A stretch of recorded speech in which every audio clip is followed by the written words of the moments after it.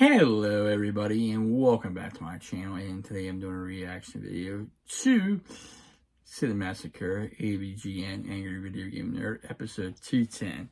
So let's check this out. Here we go.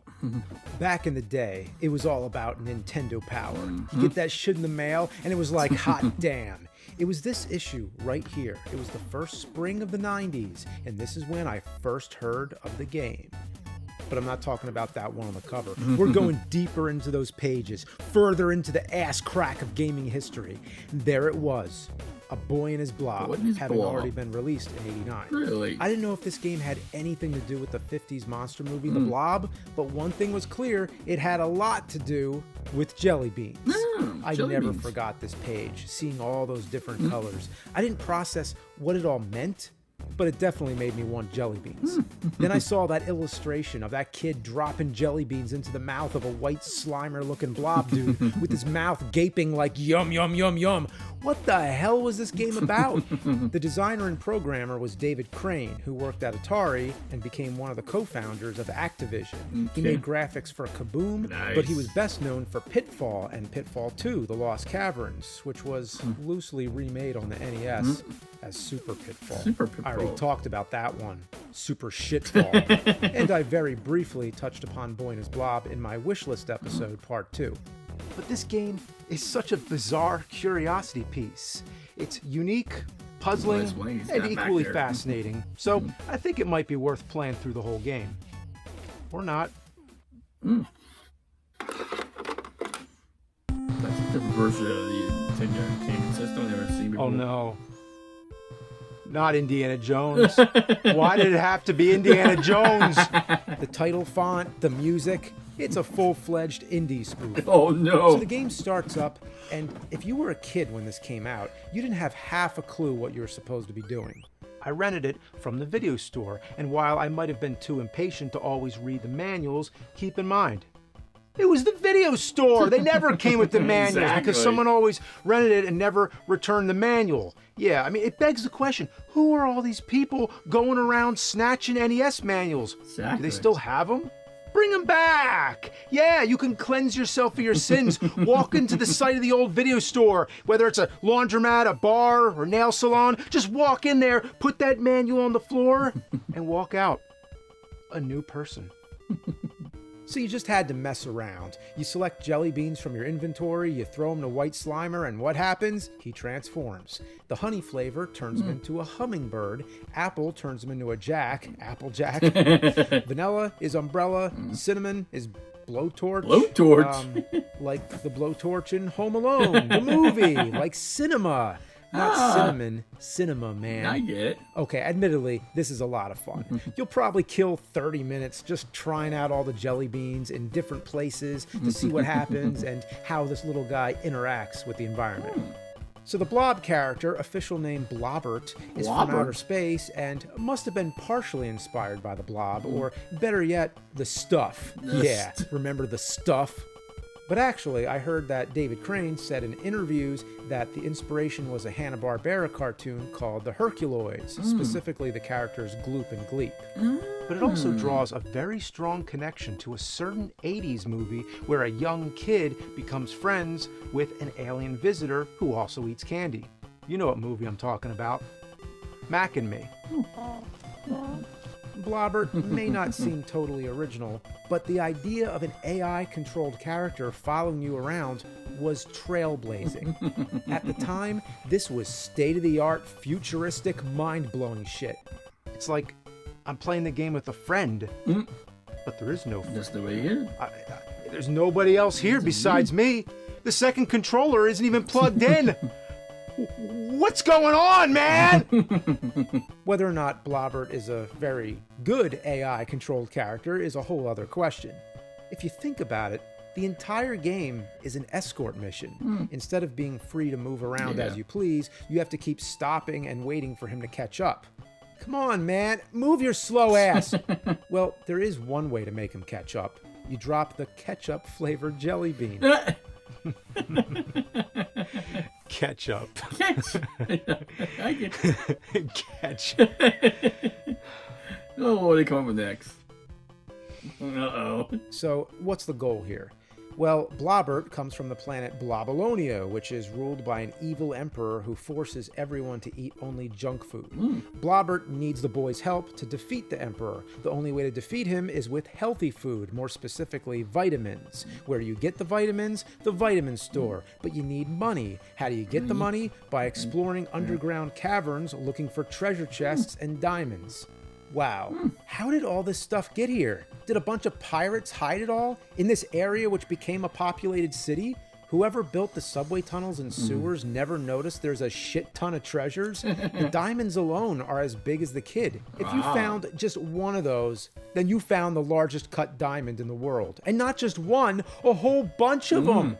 All to buy a jar of vitamins.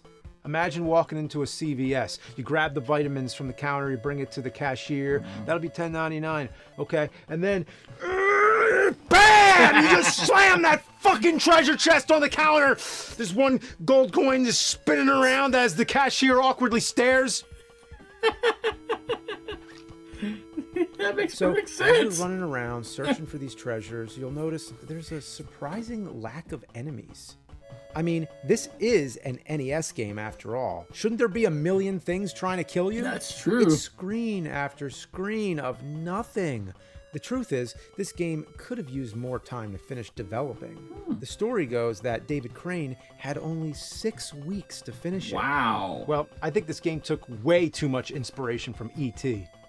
The only thing that can really be considered an enemy is some kind of worm, but it doesn't even come after you.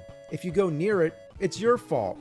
Couldn't keep your hands off that treasure, huh? Then there's a spider web without any spider enemy whatsoever. The spider left that web for you just so you can run into it, die, and feel like a dumbass. You gotta use the blowtorch. All the other hazards are environmental. If you fall from too high, well, You're dead. oops, fuck that one up. You gotta use the umbrella. Water, well, that one's a given. It wouldn't be an NES game if water didn't kill you. You gotta use the cola bean to make a bubble, which is harder to control than the submarine in Earthworm Jim. But watch out for the stalagmites and stalactites. Those are fatal to the touch as well. So the game makes you feel bad because it's you who did it. Nothing's really out to kill you. You're out to kill yourself. Idiot. So here, I'm going to use the punch-flavored jelly bean to turn Blobbert into a hole. Get it? Punch, hole. Motherfucker! Well, you can't use the umbrella if you're already using the hole, so your only other option is to have some kind of special sixth sense to mentally detect what exists beyond the boundary of the screen. In other words, it's a fucking guessing game. No. Oh, no. No. No! Ooh. I can tell you what kind of hole this game belongs in. Another bean is tangerine to make a trampoline. Well, this thing's based on momentum. The more you bounce, the higher you go. Oh, man, hit the ceiling. I gotta get back down. How the hell do I get back down? Oh. Ah, you fuck! Get up there! You see what I'm trying to do, right? Oh. Yes. Get up there. Any way possible. The hair to the right. Oh, no. Don't! Oh, come on! Right on the All right, edge. just want to bounce over to the left. Go left. Go left! Son of a fucking bitch! This is some of the most elegantly designed torture I've ever seen. Gonna use licorice to make a ladder. Oh, come on, I can't go up there. Gonna try it off to the side. Oh, you gotta be kidding me. It has to be at the perfect spot. Yep. Let's try here. What? Oh, no. That was some cheap bullshit. This is a prime example of a trial and error game. It only sets you up for failure, and the only course of action is to fail over and over again until you get lucky. It's also a major where the fuck do you go kind of game. You keep running around like an asshole. And of course there was no fucking internet, so we'd have to consult Nintendo Power. Oh, that's cool. They lay out the whole map with numbers. So you just follow the numbers, right? Number 9, Stoppy Dead Endy. This route leads to nowhere you want to be. Instead, head to the left and numbers 10 and 11. Wow. Oh, that fucking takes the piss out of me. Who printed that? I want to know who.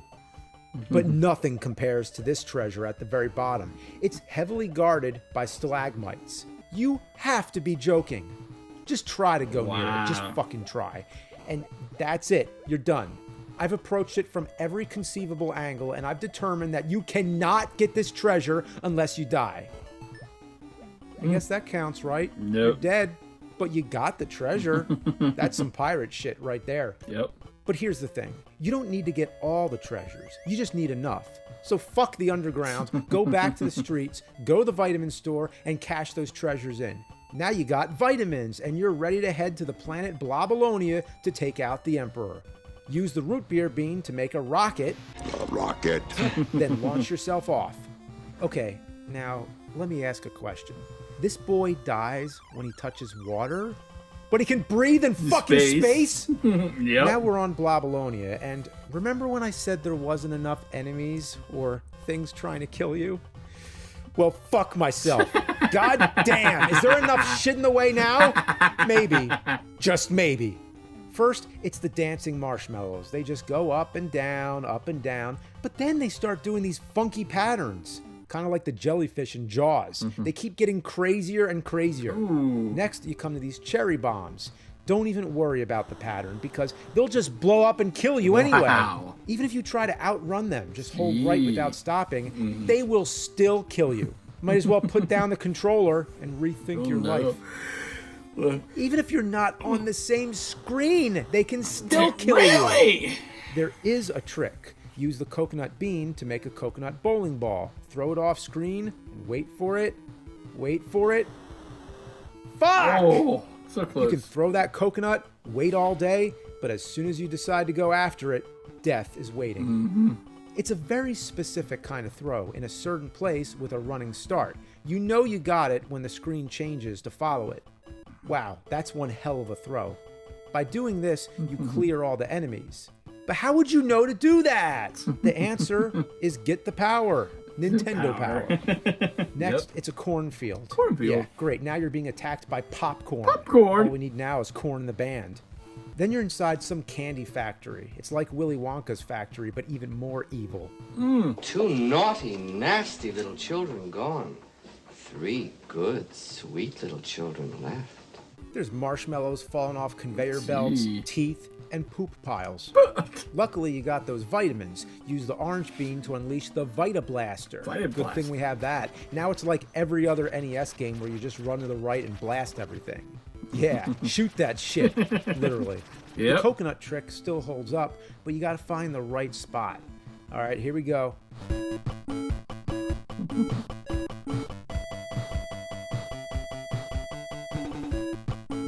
Still rolling. And, oh, still going. Still rolling. Holy cow, where's that thing rolling to? It's in Contra. It's Bart Simpson. Super Pitfall. Wow. Well, that's a long rather time. anticlimactic, wouldn't you say? Then you go past some creepy gingerbread men who do absolutely nothing. You use the lime bean to make the key. Key lime. Open the door. What the fuck is this? How did Blobbert suddenly end up in a cage? Yeah. And is this the Emperor? Why does he look like a pale Jabba the Hutt? Yeah. But whatever. It's the final boss battle. This is it. Let's do it. Here we go.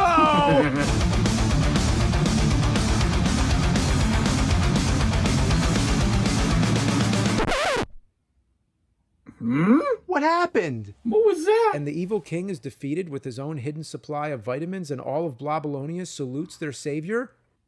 Did I win? Already? Wow, that was fast. All I did was throw Blobbert an apple jelly bean. He turned into a jack and knocked over the jar of vitamins. Remember, vitamins are fatal to the Emperor. So if you were a villain and had a weakness, a bane that could kill you, what would you do? Well, keep a bunch of it next to you at all times. Okay, who's this supposed to be? The Pillsbury fuckface? Or would you prefer Stay Puft or the Michelin Man? The game tells you nothing about him, but I'd assume he's the rightful king of Blobolonia. He was captured by the Emperor, and you've rescued him. And now that he's free, he's gonna send his blob army to conquer Earth. Yeah, wouldn't that have been a great ending if he said, "Congratulations, you've killed us all, asshole." This doesn't feel like a complete game. It can be beaten in an incredibly short time, providing that you know what to do and where to go.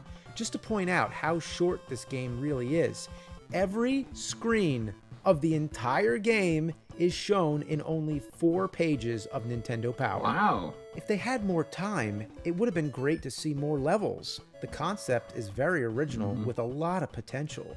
The creative puzzle-solving elements differentiate it from other platformers on the NES. David Crane advanced the possibilities of gaming in the same way he had done with Pitfall. It may be heavily flawed, but the ingenuity shines through. It did, in fact, win Best of Show at the Consumer Electronics Show in '89, and it received the Parents' Choice Award from the Parents' Choice Foundation in 1990, citing its positive human values. For example, always have a healthy diet with lots of variety, like licorice, vanilla, root beer, and cola jelly beans. There's things more important than money, and that's treasure chests and giant diamonds. The road less traveled is the road where there's nothing and you'll have to turn back. Life is tough. Life is unfair, so just cheat and roll that fucking coconut bowling ball. This game is something that could have only existed in the 80s. After all, it's a game about jelly beans, which was the favorite candy of President Ronald Reagan. As a kid, I didn't know the difference between Ronald Reagan and Ronald McDonald, but the point is, that's some 80s shit right there. And what a way to close out the decade.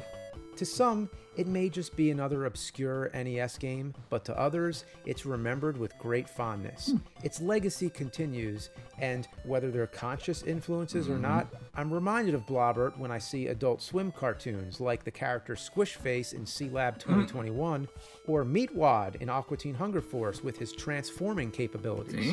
There is a new version of Boy and His Blob on the Wii, so it's very clear that it hasn't been forgotten. No. Hopefully it'll get another sequel, or maybe an expanded version, maybe even an animated series in the future. These would all be great ways to fulfill its potential. There's truly no other game like it. But maybe I'm being too positive here. I haven't broken or shit on anything yet, so I'm going to end by saying, fuck this game. Uh-oh. After now. Still going.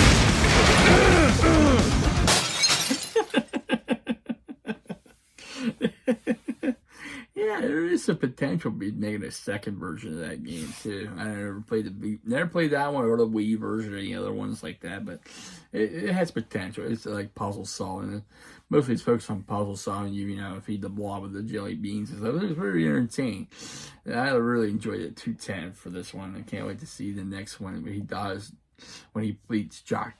Jekyll or Mr. Hyde again. So looking forward to that. So, please go check out Cinemassacre channel. They're the ones that made it. James and, you know, his crew made all the content on there. Please check them out. They deserve all the credit. I'm just reacting to it. I'm not gonna, you know, monetize or anything. I just want to get my reaction, and that's all.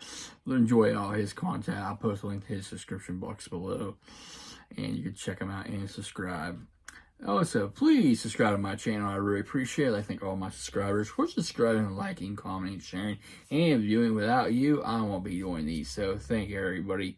Hope you have a safe and wonderful Tuesday, and I will see you next time.